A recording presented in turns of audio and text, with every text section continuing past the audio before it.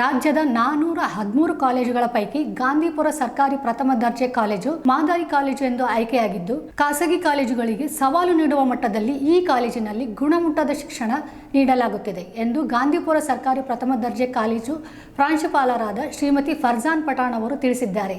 ಈ ಕಾಲೇಜು ಮಾದರಿ ಕಾಲೇಜಾಗಿ ಆಯ್ಕೆಯಾದ ಹಿನ್ನೆಲೆಯಲ್ಲಿ ಧಾರವಾಡದಿಂದ ಕಾಲೇಜು ವೀಕ್ಷಣೆ ವಿಶೇಷ ತಂಡ ಆಗಮಿಸಲಿದೆ.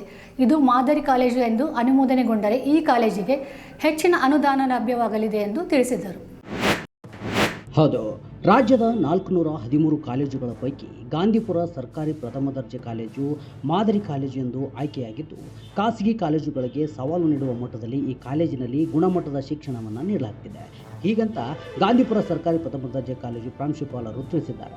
ಇನ್ನು ಹಾವೇರಿ ನಗರದ ಸಮೀಪದಲ್ಲಿರ್ತಕ್ಕಂಥ ಗಾಂಧಿಪುರ ಸರ್ಕಾರಿ ಪ್ರಥಮ ದರ್ಜೆ ಕಾಲೇಜಿನಲ್ಲಿ ಮಾಧ್ಯಮಗೋಷ್ಠಿಯನ್ನು ಕೂಡ ನಿನ್ನೆ ಮಾತಾಡಲಾಗಿತ್ತು. ಈ ಕಾಲೇಜು ಮಾದರಿ ಕಾಲೇಜಾಗಿ ಆಯ್ಕೆಯಾದ ಹಿನ್ನೆಲೆಯಲ್ಲಿ ಧಾರವಾಡದಿಂದ ಕಾಲೇಜು ವೀಕ್ಷಣೆ ವಿಶೇಷ ತಂಡ ಆಗಮಿಸಲಿದೆ. ಇದು ಮಾದರಿ ಕಾಲೇಜು ಎಂದು ಅನುಮೋದನೆಗೊಂಡರೆ ಈ ಕಾಲೇಜಿಗೆ ಹೆಚ್ಚಿನ ಅನುದಾನ ಲಭ್ಯವಾಗಲಿದೆ ಎಂದು ತಿಳಿಸಿದ್ದಾರೆ.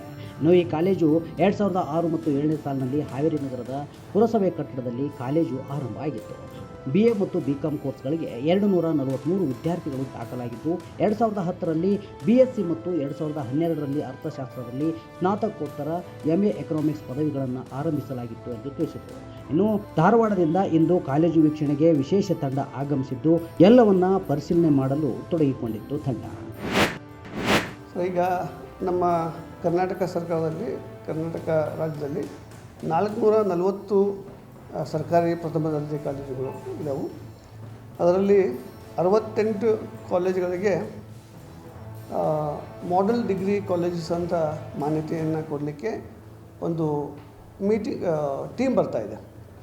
ಆ ಟೀಮು ಒಂದು ವಿಸಿಟ್ ಮಾಡ್ತಾಯಿದೆ. ನಮ್ಮ ಕಾಲೇಜಿನ ಇನ್ಫ್ರಾಸ್ಟ್ರಕ್ಚರ್ ಎಲ್ಲ ನೋಡಿಕೊಂಡು ನಮ್ಗೆ ಕೊಡಬೇಕೋ ಬೇಡವೋ ಅನ್ನೋದನ್ನ ಡಿಸೈಡ್ ಮಾಡಲಿಕ್ಕೆ ನಾಳೆ ಟೀಮ್ ಬರ್ತಾಯಿದೆ. ಈಗ ಬೆನಿಫಿಟ್ಸ್ ಅಂದರೆ ಎಲ್ಲ ಸೈನ್ಸ್ ಲ್ಯಾಬ್ಗಳನ್ನು ಅಪ್ಗ್ರೇಡೇಷನ್ ಮಾಡೋದಾಗಿರ್ಬೋದು, ಮತ್ತು ಲೈಬ್ರರಿ ಡಿಜಿಟಲೈಸೇಷನ್ ಮಾಡೋದಾಗಿರ್ಬೋದು, ಎಲ್ಲ ಟೆಕ್ನಾಲಜಿಕಲ್ ಡೆವಲಪ್ಮೆಂಟು, ಪ್ರತಿಯೊಂದು ಕ್ಲಾಸ್ ರೂಮ್ಗೂ ಸ್ಮಾರ್ಟ್ ಬೋರ್ಡ್ಗಳನ್ನು ಅಳವಡಿಸೋಂಥ ಒಂದು ಪ್ರೋಗ್ರಾಮು ಇದೆ ಅಂತ ನಮ್ಗೆ ಮಾಹಿತಿ ಇದೆ ಸರ್.